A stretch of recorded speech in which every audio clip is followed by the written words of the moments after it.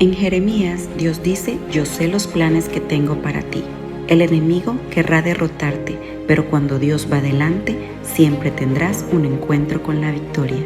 Esta es la historia de Mara Verduzco, una mujer dedicada al Señor desde antes de nacer. Tenemos una de esas invitadas muy especiales, una mujer llena de sabiduría, de la palabra correcta en el momento indicado. Debo decir que personalmente hace muy poco tiempo que nos conocemos, pero que cada encuentro que he tenido con ella ha sido de mucha bendición. Nos acompaña en este espacio hoy nuestra querida Mara Verduzco. Bienvenida. Gracias, Milsa, por la invitación. Es un placer estar en tu espacio. Un espacio para que podamos compartir, que podamos crecer y que ustedes también puedan alimentarse con cada uno de los testimonios de las personas que van a pasar por este lugar. Y pues queremos saber quién es Mara Verduzco. Ay, Milsa, esa es una pregunta muy interesante porque Mara Verduzco es una persona que ha llegado a amar al Señor a través de sus experiencias. Yo nací en la iglesia gracias a que mi madre aceptó el Evangelio antes de que yo naciera, y puedo ver lo que esa sola decisión impacta ahora mi vida. Y agradezco tanto al Señor porque soy una persona con muchos defectos, como todos. Soy una persona con muchas inseguridades por mi niñez, por cómo fueron mis padres, pero por la gracia de Dios, una persona que ama al Señor y que trata de caminar en los senderos correctos solo por amor a Él. Amén. Y es que algunas veces vemos a las personas y conocemos la parte actual, la vida actual de la persona, pero no sabemos el camino que ha recorrido. Y es justo eso, porque yo conocí a mi querida hermana Mara en la iglesia como la esposa del pastor,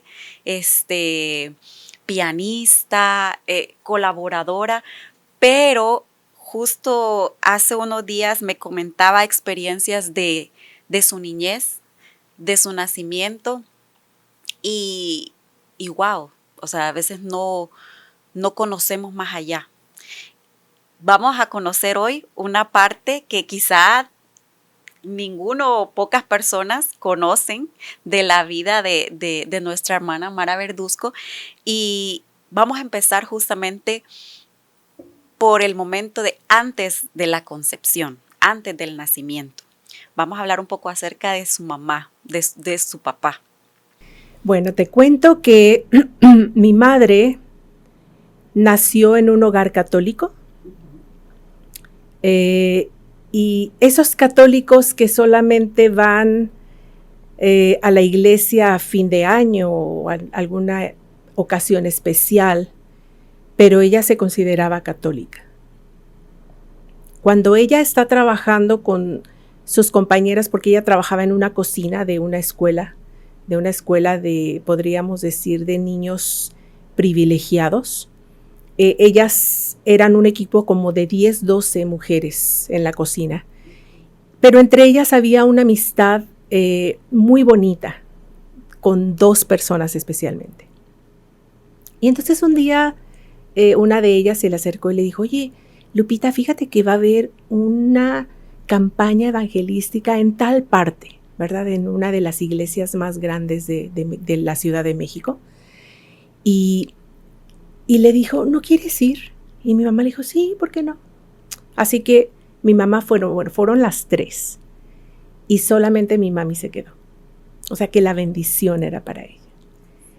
¿Qué te puedo contar de mi padre? Mi padre nació en un hogar donde no existió la religión o la religión, porque él era japonés y la religión de ellos era shintoísta, así que es una religión totalmente diferente al cristianismo. Pero mi padre nunca se consideró ni shintoísta ni católico, él no tenía religión. Así que cuando mi mami entiende el mensaje y acepta al Señor como su salvador personal, hizo un cambio muy grande en su vida y entonces ahí empezó a haber conflictos con mi papá. Pero mi madre fue una mujer muy fiel. Una vez que aceptó al Señor, ella fue una mujer muy fiel. Si a ella le decían que había que ir 3 meses a la iglesia porque había una reunión de 3 meses, ella iba a los 3 meses. Una mujer muy fiel. Así que ella nunca se dejó amedrentar por mi papá ni por lo que él pudiera molestarle de que fuera a la iglesia tanto tiempo, de por qué te vas todo el sábado a la iglesia, por qué no vienes a darme de comer, no sé. Cualquier cosita para ella era lo más importante era la iglesia. Así que una mujer muy entregada a las cosas del Señor y gracias a eso cambió mi vida. Y te digo mi vida porque yo no había nacido hasta el momento en que ella se encuentra con una situación muy desafiante en donde mi papá le dice que él quiere tener un hijo, pero mi mamá no podía tener hijos. Y entonces el doctor le había dicho que ella tenía un tumor en la matriz y que por eso ella no podía tener hijos. Así que empieza una de sus luchas, porque mi papá le estaba pidiendo un hijo y mi papá era muy salvaje porque le dijo, si no me lo das tú, déjame ir a buscarlo a otro lado. Así que ella empezó una batalla de oración. Y no se me olvida porque mi mamá siempre recordaba a la hermana Ortega y le dijo a la hermana Ortega, ayúdeme a orar porque yo necesito tener un hijo. Así que empezó a orar y a la vuelta de un año mi mami quedó embarazada. Y entonces yo siempre digo que mi madre fue una Ana moderna porque mi mamá, su oración era, Señor, si tú me das un hijo, yo te prometo que ese hijo está dedicado a ti, tú úsalo como tú quieras y yo me voy a encargar de llevarlo a los colegios de la iglesia para que se prepare y para que tú lo puedas utilizar en lo que tú quieras. Y el producto de ese embarazo fui yo y mi mamá cumplió la parte que ella le ofreció. Wow, increíble. Contra todo pronóstico. Contra todo pronóstico. Los designios de Dios se cumplen. Se cumplen maravillosamente. Y cuando nace Mara Verduzco, siempre cuando hay una persona que trae un propósito, bueno, todos tenemos un propósito, ¿verdad?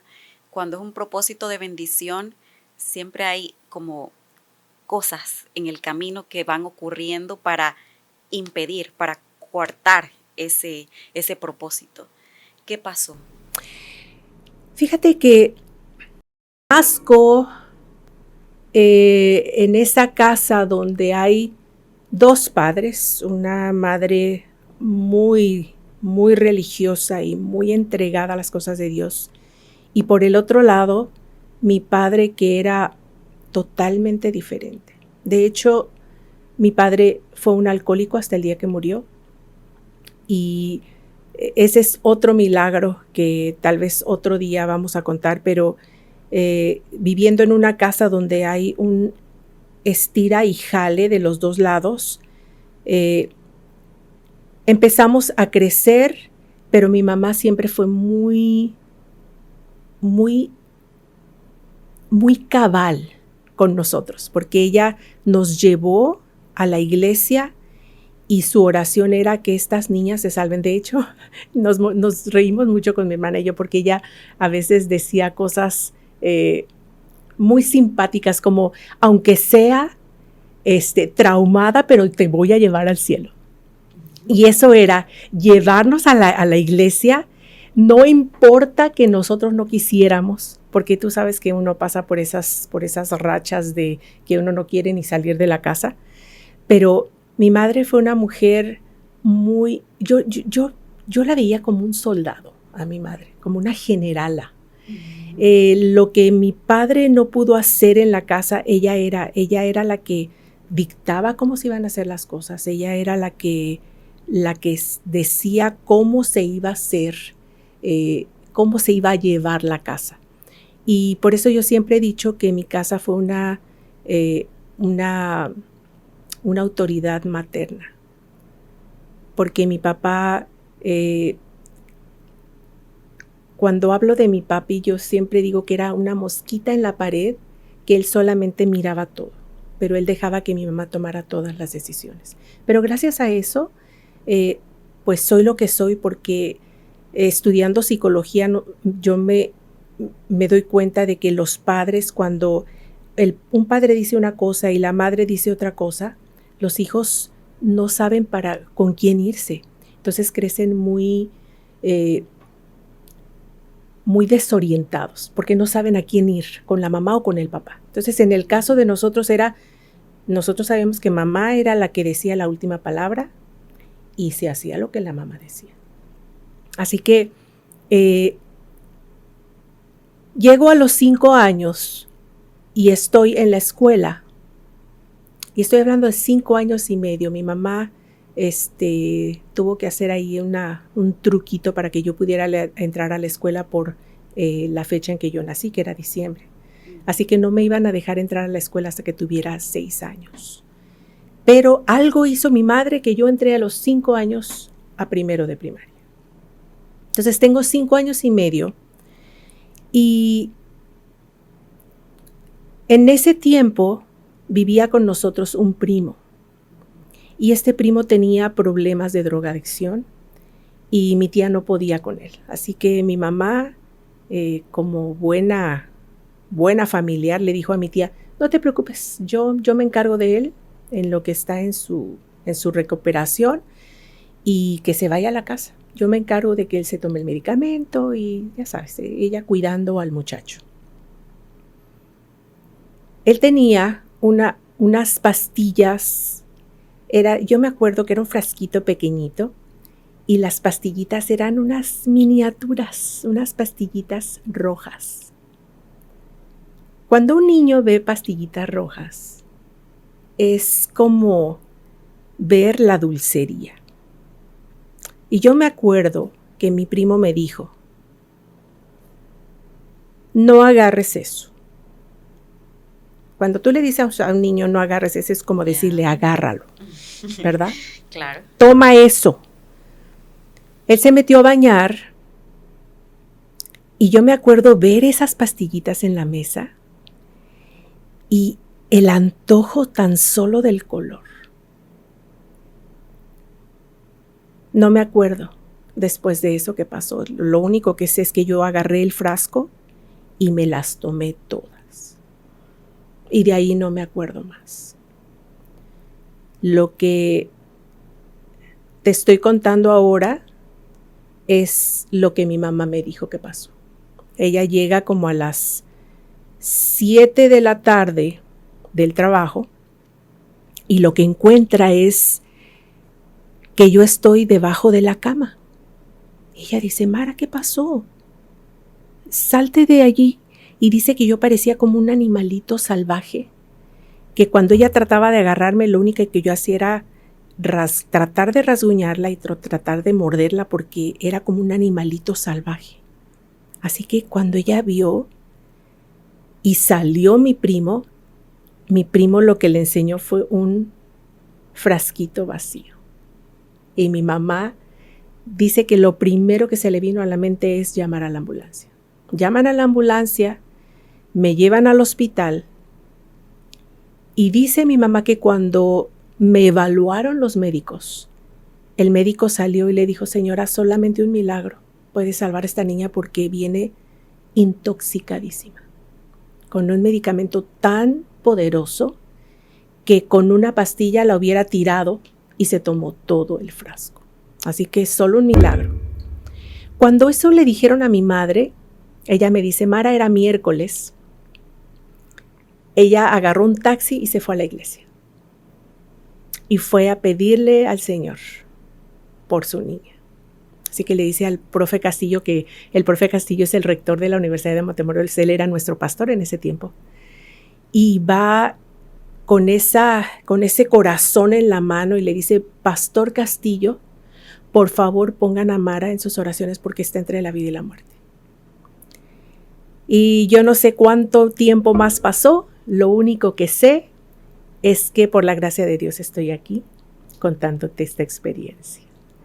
Y sí puedo ver que cuando el Señor tiene un propósito para que tú hagas algo en su viña, algo específico, Satanás va a tratar de detenerlo. Y trató de detenerlo. Pero gracias a Dios por el Dios poderoso que tenemos, que para Él levantar a un muerto después de 4 días no es nada. Así que levantar a una niña que está intoxicada no es nada tampoco para Él. Y agradezco a Dios por eso. Amén. Wow, increíble, contra todo pronóstico, como mencionamos antes. Y luego que pasa este tiempo, ¿cuál es el primer recuerdo que tiene al salir? Al salir. Fíjate que esa es una muy buena pregunta porque mi cerebro había quedado tan impactado, yo creo, con toda ese medicamento fuertísimo que ya es medicamento de psiquiátrico. Yo me acuerdo que lo primero que vino a mi cabeza eran unas como visiones de gente despedazada. Porque mi mamá me decía, Mara, tú me decías, mira mamá, le cortaron las piernas y los brazos. Eso a mí me dice que el medicamento era tan fuerte que yo lo que estaba viendo eran visiones de tal vez de lo que yo veía, no sé, es que no, alucinando situaciones muy gráficas de desmembramiento. Y lo único que me acuerdo es yo ver esas cosas, pero no entender qué estaba pasando. Hasta que después mi mamá mi mamá estaba muy preocupada y mi mamá me preguntaba, Mara, ¿cómo se llama tu hermana? O sea, me hacía preguntas que ella sabía que yo podía responder a mis 5 años y medio. Siempre preocupada que no hubiera quedado loca o no sé, ¿verdad? Después de tanto medicamento. Pero después de que vio que ya con el tiempo fui normalizándome, ella quedó tranquila. Pero yo creo que para ella fue no solamente la angustia de que yo pudiera haberme muerto, sino la angustia de haber quedado mal mentalmente, después de unas dosis tan tremendas que entraron al cuerpo. Sí. ¿Y más o menos cuánto tiempo duró ese proceso? Fíjate que no tengo idea, pero porque mi mamá nunca le pregunté cuánto tiempo, pero yo creo que fueron semanas, porque me sacaron del hospital, pero yo estuve en casa algunas semanas, nada más checándome, me llevaba al hospital otra vez para ver que todo estuviera bien, que estaba pues más o menos regresando a la normalidad. Y pasando el tiempo, ¿cómo vuelve a encauzar el propósito de vida que trae consigo? ¿Cómo es que vamos encaminándonos otra vez al pasar del tiempo? Fíjate que mi mami tenía tan enfocado su pensamiento a lo que ella quería hacer, porque su promesa al Señor era, este hijo que tú me vas a dar, úsalo como tú quieras. O sea, es tuyo. Es más, yo solamente me voy a encargar de llevarlo a los colegios, pero es tuyo, tú haz lo que quieras. Y fíjate que cuando salí de sexto, que es el último año de la primaria, nosotros al siguiente periodo le llamamos la secundaria, ella me dio un regalo y me dice, Mara, tu regalo de graduación es que te voy a llevar a conocer a dónde vas a estudiar. Yo le digo, sí, mami, ¿a dónde voy a ir a estudiar? Me dice, vas a ir a la Universidad de Montemorelos.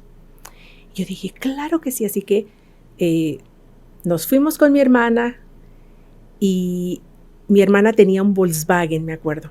Y ahí subimos las maletas y todo y nos fuimos a un viaje a Montemorelos. Y cuando llegamos a Montemorelos, lo primero que me dijo cuando entramos es: Mara, esta es tu escuela. Aquí vas a estudiar, aquí te vas a preparar para lo que el Señor tiene para ti. Y entonces tuvimos un viaje muy bonito y me acuerdo que fuimos a viajar a diferentes lugares de ahí alrededor.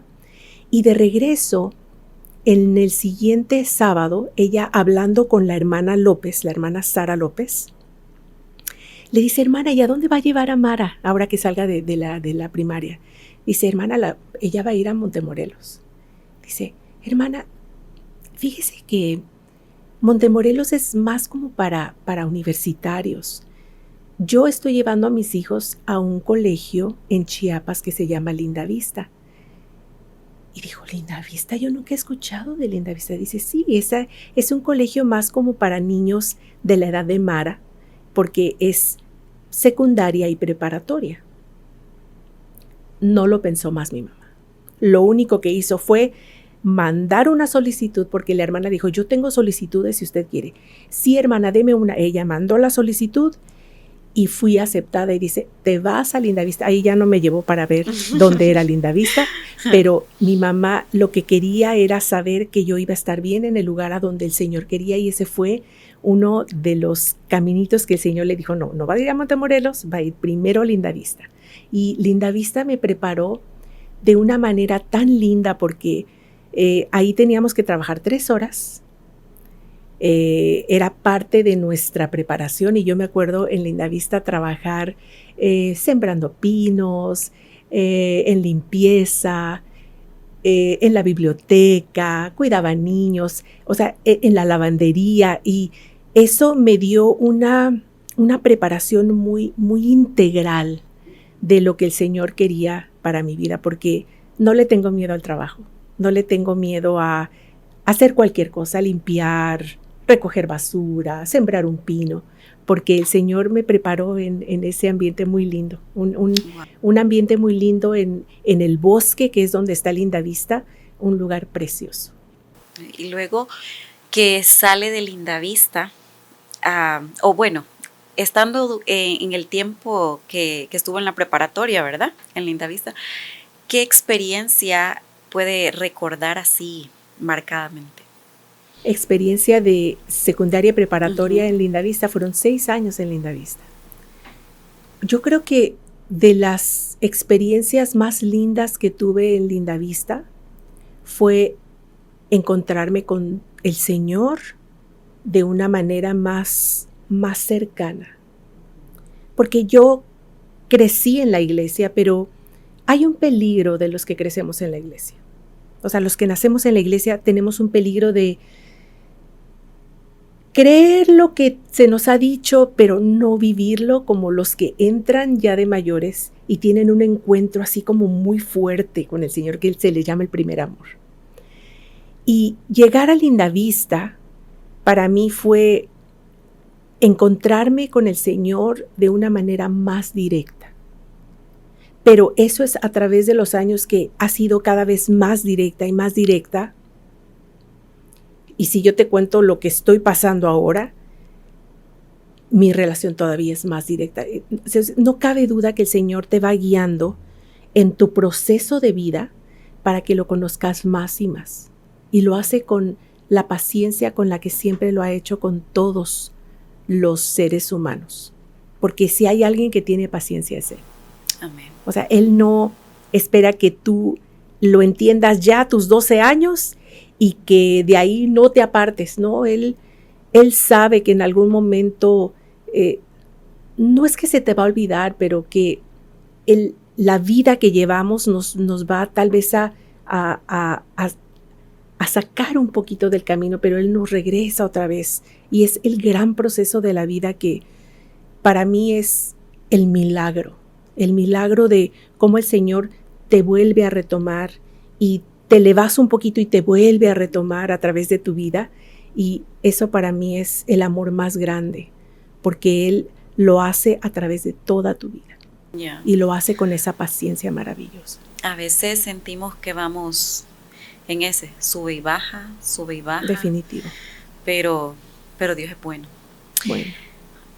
¿Hay un momento especial o específico en el que pueda decir, este es el momento en el que tuve un encuentro cercano así? Porque sí hay momentos en que vamos en este caminar que parece montaña rusa, pero siempre hay como un momento especial donde surge ese encuentro muy íntimo.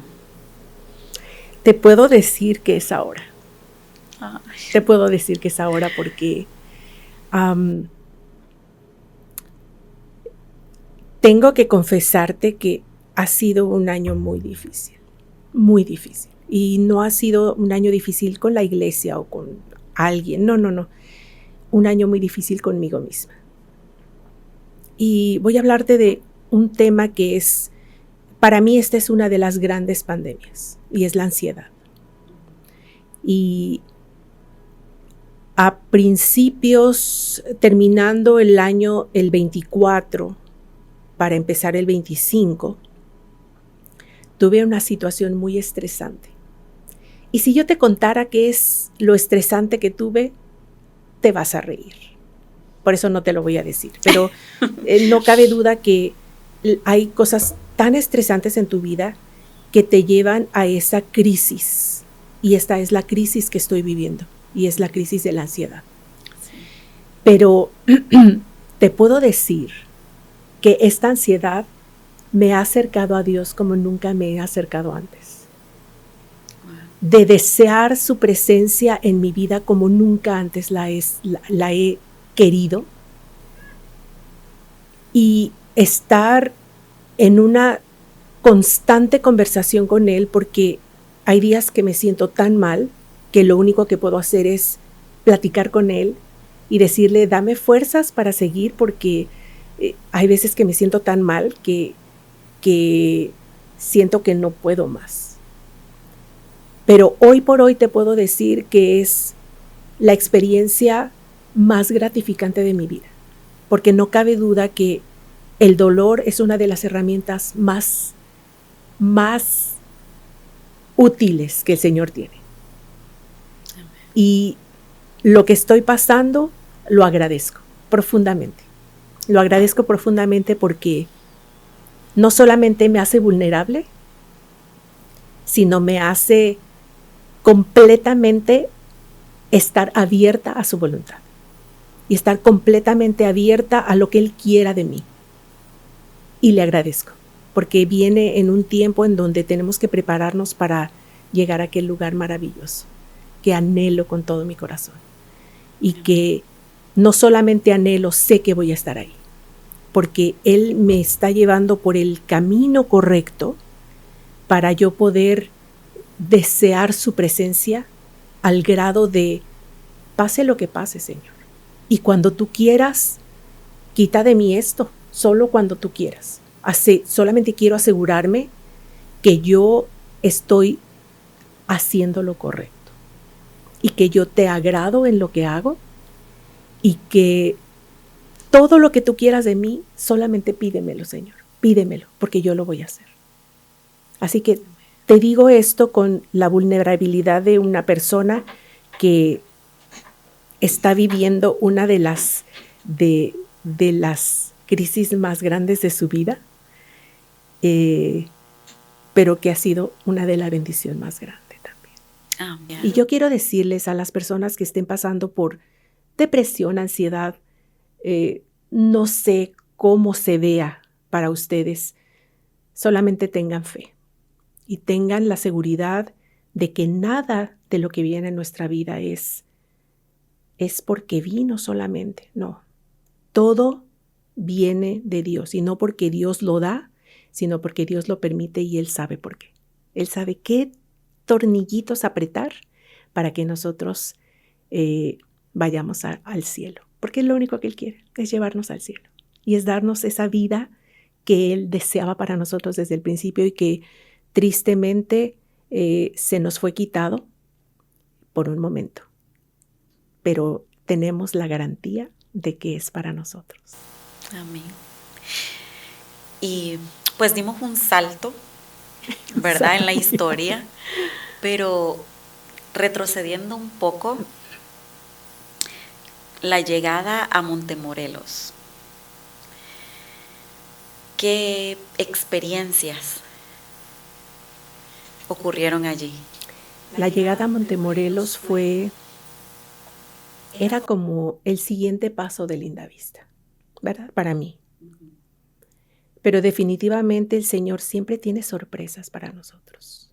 Y Montemorelos fue un desafío en la cuestión romántica, porque ese es uno de los pasos más importantes que vamos a dar. Y como el Señor era mi dueño, porque yo había sido dedicada para Él, Satanás ahí también quería hacer otra de sus maniobras para desviar. Y entra Ramón Verduzco en la película. Pero resulta que Ramón Verduzco para mí no significaba nada. Ramón Verduzco para mí era pérdida de tiempo, porque yo estaba metida en tantas actividades que yo decía, ¿cómo voy a estar con una persona? Porque yo veía a los novios ahí en la lista y era desayuno, comida y cena juntos, caminando juntos en el campus. Y para mí eso yo decía, es que una pérdida de tiempo. ¿Qué voy a hacer yo de 3 comidas con él y todavía caminando? Y no me veía con un pastor. Yo decía, ¿qué? No. Porque yo tenía amigas que eran hijas de pastor y me contaban los horrores que pasaban. Y decía, ¿cómo yo me voy a casar con un pastor? Y pobres de mis hijos no tienen la culpa de que yo me case con un pastor. Ese hombre, que Dios lo bendiga, porque estuvo 4 años allí. Y él me dice que él seguía ahí porque el Señor le decía, es ahí. No te muevas porque es ahí. Y dice, yo me levantaba todos los días a las 4 de la mañana y me iba a la cancha de fútbol a orar y a pedirle al Señor, Señor, por favor, quítala de mi cabeza porque no hay manera. Y el Señor le decía, es ahí, quédate ahí. Y yo por mi lado decía, no, yo no quiero. Porque mis ojos estaban tal vez con un doctor o con un arquitecto, no sé, pero yo pastor, yo no quería. Finalmente, no cabe duda que Dios es grande, porque yo me di cuenta que era Él. No te puedo explicar cómo, solamente yo sabía que era Él. Y que si yo dejaba esa relación que podría llegar a ser una bendición, iba a cometer un grave error. Así que ahí veo otra vez la paciencia del Señor y su constante empuje suave hacia lo que Él quiere que hagas. Y le agradezco tanto a Dios, Milsa, porque cada que me acuerdo de lo que yo pude haber perdido, me da miedo. Porque Él era la persona que el Señor tenía para mí. Ninguno de los dos somos perfectos y siempre le digo a la gente cuando platico de esto, a veces Él me quiere ahorcar, pero también yo lo quiero ahorcar. A veces nos queremos ahorcar, pero el amor está ahí y es la persona que complementa con mi vida y que el Señor ha hecho un equipo ministerial, porque eso es en los caminos del Señor, el matrimonio también. Es un equipo ministerial. Es un equipo donde vamos juntos, trayendo gente a los pies del Señor, inspirando a otros, porque para eso el Señor nos llamó, para ser una bendición a los que te rodean, ser una bendición a los que hablan contigo y que cuando vean tu vida puedan decir, el Señor los ha guiado. Voy a permitir que el Señor me guíe. Y eso es lo que ha hecho el Señor a través de mi vida. Ha sido una guía constante, y aunque hay piedras en el camino y aunque hay obstáculos y hay desafíos, yo no me cabe ni la menor duda de que el Señor ha estado siempre a mi lado. Amén. Y por eso, eternamente agradecida. Amén. Pasando el tiempo, pues ya los que conocemos a la familia Verduzco sabemos, ¿verdad?, de los miembros y todo. ¿Cómo fue, para conocer un poco, cómo fue ese sí? Fíjate que estábamos un día, él me invitó a una de las reuniones que hacen en Montemorelos anuales, que son esos banquetes de la universidad. Y me invitó, fíjate, no era una persona que a mí, que yo dijera, con él voy a pasar el resto de mi vida, o ese enamoramiento, pero siempre fui con él a los banquetes. Y él me dice, era la comida, ¿verdad? Pero siempre fui con él.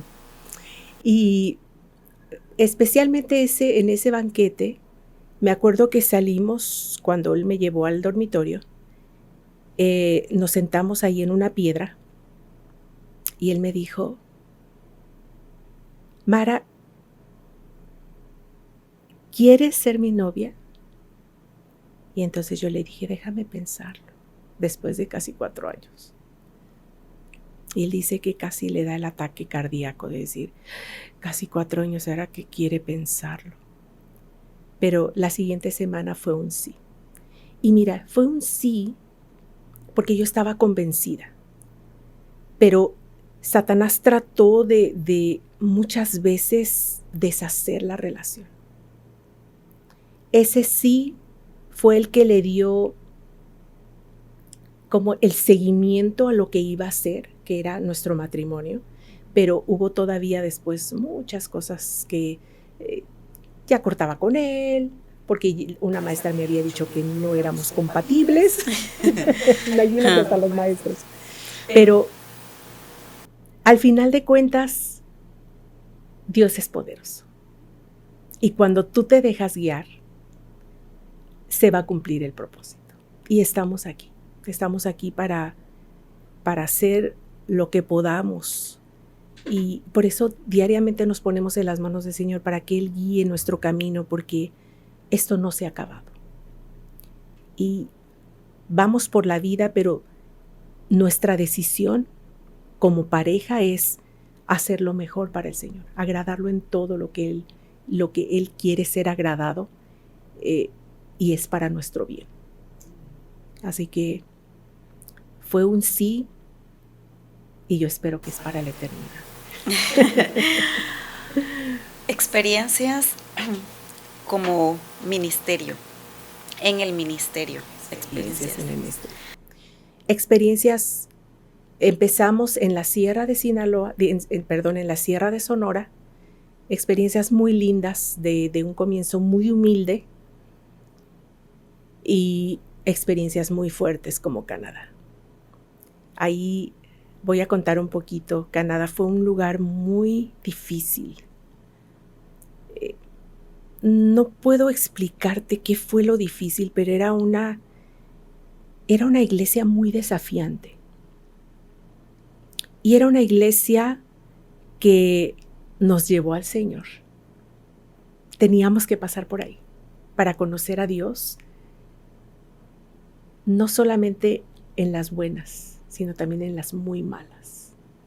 Había situaciones muy difíciles en la iglesia, donde a veces tan solo pensar en ir a la iglesia nos aterraba. Tan solo pensar en ir a la iglesia el siguiente día era, mañana vamos a ir a la iglesia. Y para una persona pensar así es horrible, porque se supone que ir a la iglesia debe de ser el gozo más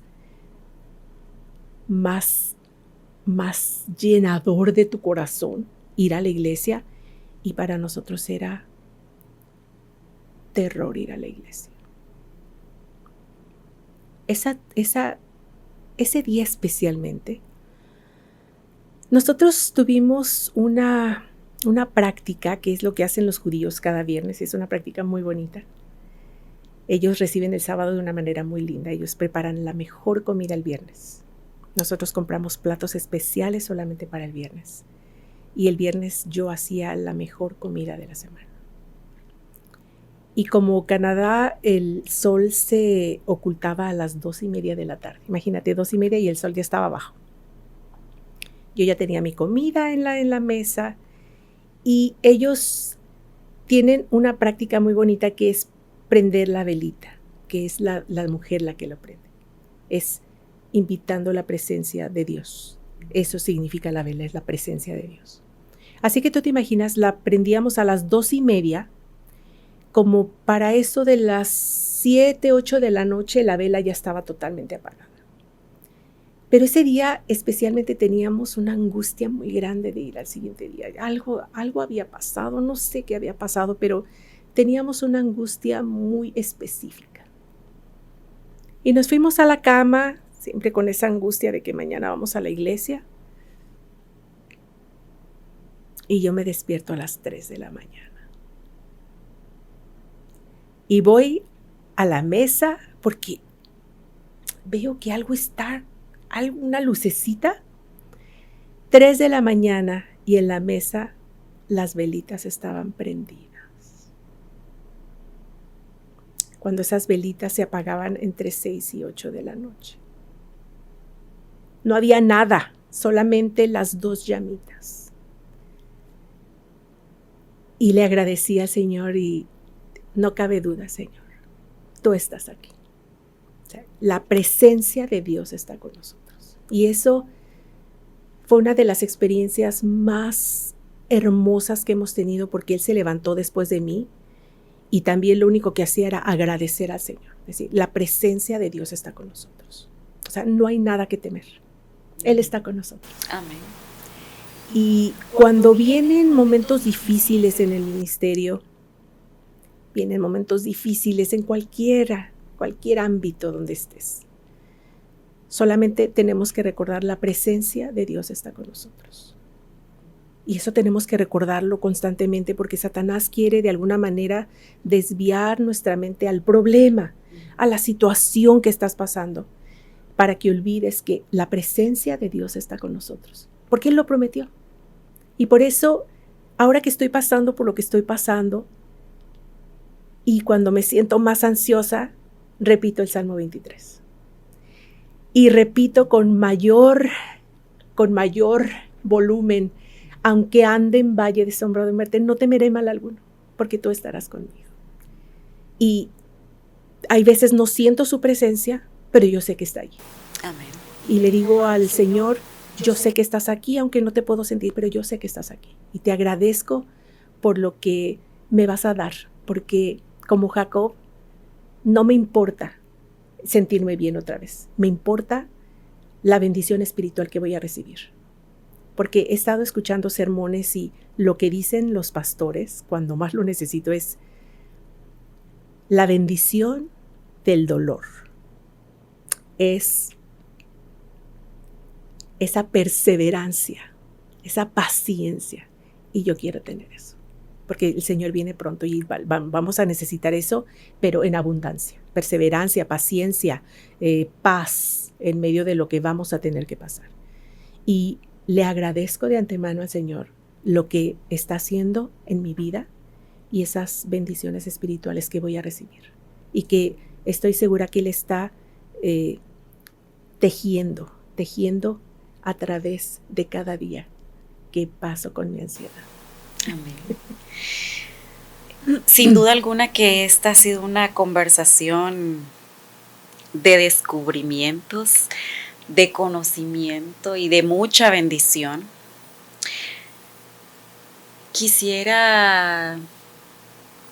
Hay muchas personas que quizá en este momento están dudando del propósito que tienen en su vida, a los que son llamados para un propósito. Y a veces pensamos, no, en realidad vamos por ahí dando tumbos. Y no creemos que Dios tenga un propósito para nuestras vidas. ¿Algún consejo? El único consejo que yo puedo darles, en mi humilde opinión, es que sigan caminando, porque el propósito todo el mundo lo tiene. Todos tenemos un propósito y el tuyo pudiera parecer menos que el de Milsa o menos que el mío. No hay ningún propósito menos que el de nadie. Sigan caminando, mis queridos amigos, porque el propósito más grande que Dios tiene para cada uno de nosotros es vivir ante su presencia por la eternidad. ¿Y qué propósito más maravilloso? A mí no me importa qué voy a hacer en esta vida. Lo único que yo le digo al Señor es, Señor, ayúdame a ser una bendición para los que me rodean, con los que yo platique diariamente, con los que yo me tope diariamente, pero el propósito cúmplelo en mí, Señor. Y el propósito de estar delante de tu presencia por la eternidad, ese es el propósito que quiero cumplir. Porque Él nos formó antes de que nos formara, ya nos conocía. Y su propósito ya lo veía, él veía el propósito de nosotros y era alabarlo por la eternidad, adorarlo por la eternidad. Y eso es lo que quiero hacer por la eternidad. Amén. Así que sigamos caminando. Vienen días desafiantes, pero es en el desafío donde el Señor nos fortalece. Y qué glorioso va a ser ese día en que vamos a poder abrazarlo y vamos a poder agradecerle sus grandes misericordias. Así que sigan caminando, no se detengan. Un día a la vez. Un día a la vez. Sin duda que para mí sí, ha sido de mucha bendición cada vez que tenemos una conversación, un encuentro. Y yo agradecida porque Dios la ha cruzado en mi camino. Ay, Misa, igualmente, Misa. Fíjate que esta es como esas cosas que pasan, que tú no sabes con quién te vas a topar. Pero toparme contigo también ha sido una bendición muy grande, porque es como si te conociera de toda la vida. No sé si te ha pasado eso, como si te conociera de toda la vida, y eso es el Señor. Porque Él es el experto en química. Ay, no, y qué bonito que saber que tenemos la oportunidad de poder perseverar y convivir mucho Amén. más tiempo allá. Amén. En el cielo. Así que gracias a todos por acompañarnos en este espacio tan especial, tan íntimo, tan de ustedes, tan de nosotros. Yo la verdad es que estoy muy alegre y muy llena de esta conversación. Gracias a Dios. Y agradecida por haber aceptado esta invitación. No, agradecida yo porque quieres saber mi historia. y sin duda que va a inspirar a muchos a seguir adelante, a no darse por vencidos, aunque se presenten algún obstáculo en el camino. Así que sigan adelante y gracias por acompañarnos en este espacio. Esto fue La Respuesta, el podcast.